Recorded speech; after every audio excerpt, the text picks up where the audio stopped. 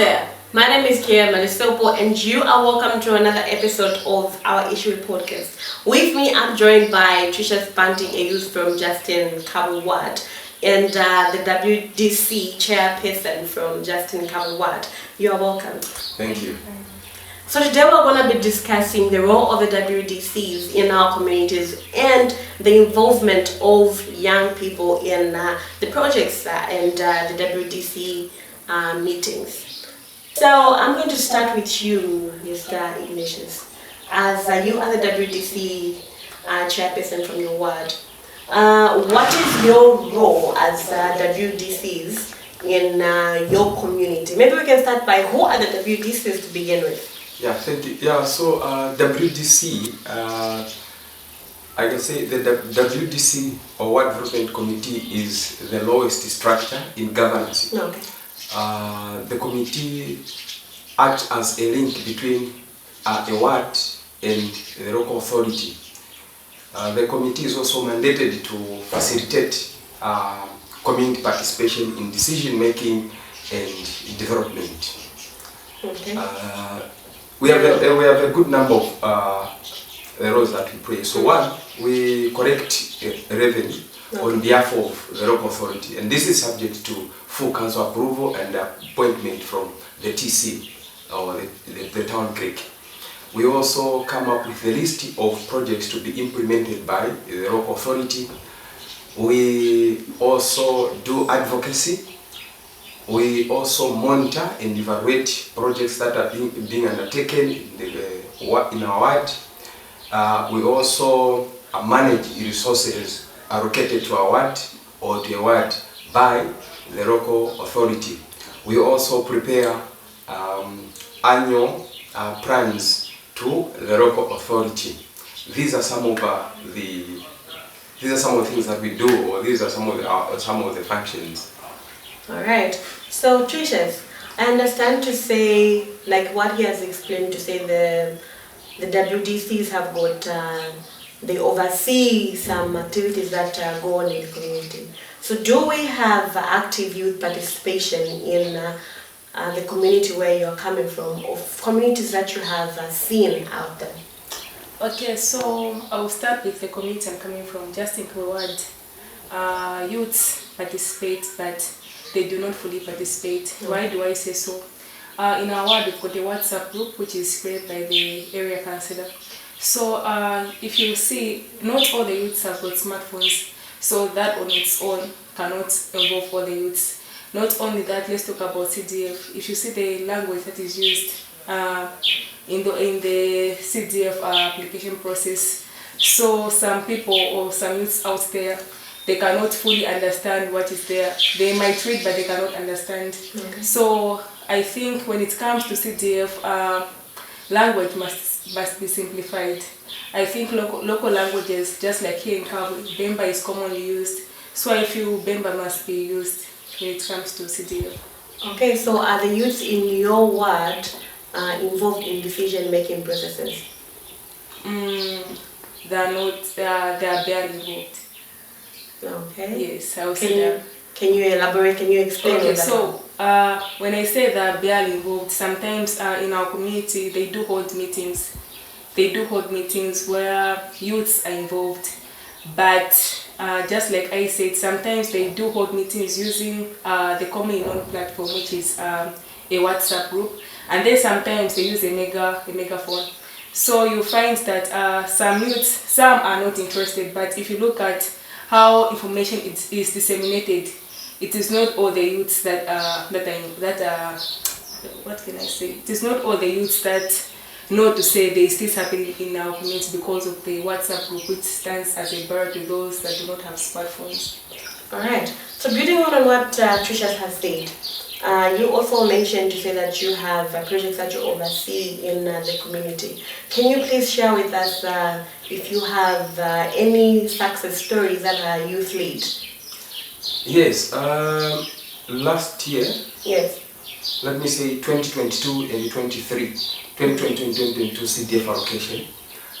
We have a good number of, should be more than 10 groups or cooperatives formed or created by young people benefited, and we have about 7 who are doing fine.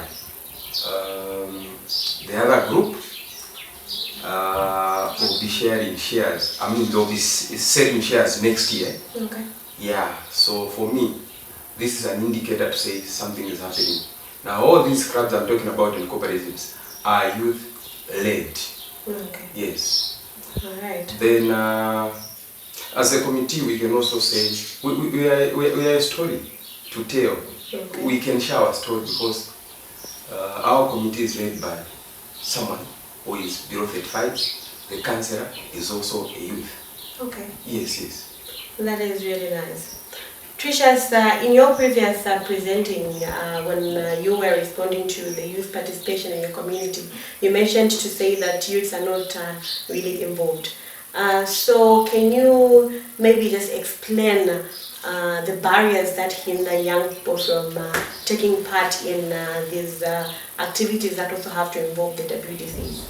Okay, so firstly, I will start with, I think, political affiliations. Okay. Sometimes, you see, when you involve yourself so much into politics, sometimes youth tends to shun away because of different political affiliations. Not only that, I feel the WDCs, together with the area councillor, they must ensure that every youth is involved by, I think, maybe doing some door-to-door invitations when it comes to holding meetings.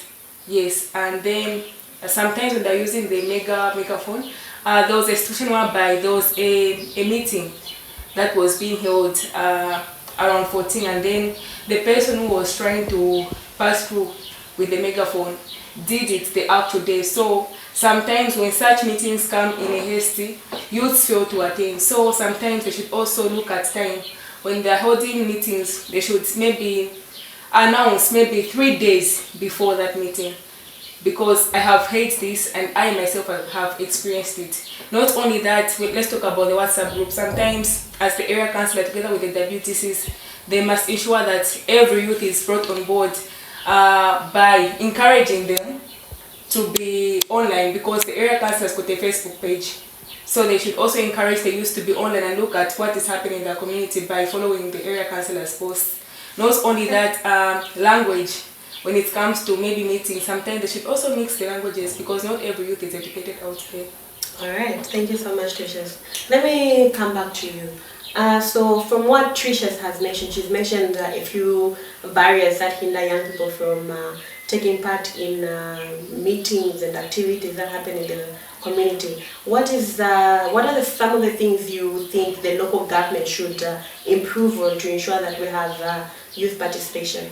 Yeah, so we came up with a document, and this document was submitted to our local authority. Mm-hmm. In this document we have written challenges or obstacles or things that are hindering young people from participating. Number 1 is language barrier. Okay. Then 2, we have said, can the government or the local government, find a way of giving us, find a way of raising funds for WDC so that we are able to implement all these programs if the community engagement meetings use these same funds.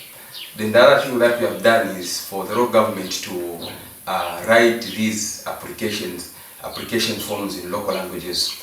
We have also written to them that they come up with create platforms that will only engage young people, because young people express themselves freely where there are a lot of friends so we have said, can we create this example that we can give? Maybe we say we have a dialogue. For us as WDC, one of our roles is to provide a platform where everyone, including young people, must come on board and explain or give their views with regards to development. But that is no longer happening because of finances. So we have written all these things to the local authority. And we are very happy that one of those, one of the submissions was answered last year, where young people were included in the CDFC committee. Okay. Yeah, so we feel I agree with whatever she's saying, and we are working on those things. We have written, we have come, we have there's a document that we have written. Now remember, it's our duty and responsibility as the WDC committee to write or to get submissions from our people and submit them to the local authority and other major stakeholders. All right. So there you have it. Those are the roles of the WDCs in our community. Make sure that even you as young people, you should make sure that you take part, you participate in community meetings. Follow your area councillors on their socials. Make sure that you actively take part in the activities. It has been Kiea, your host. Make sure to follow us on our social media platforms. We're on Facebook, we're on YouTube, we're on TikTok, and we're also on Instagram. Number X, today's Sangwa. See you and continue voicing out loud. Ishiwi, my voice.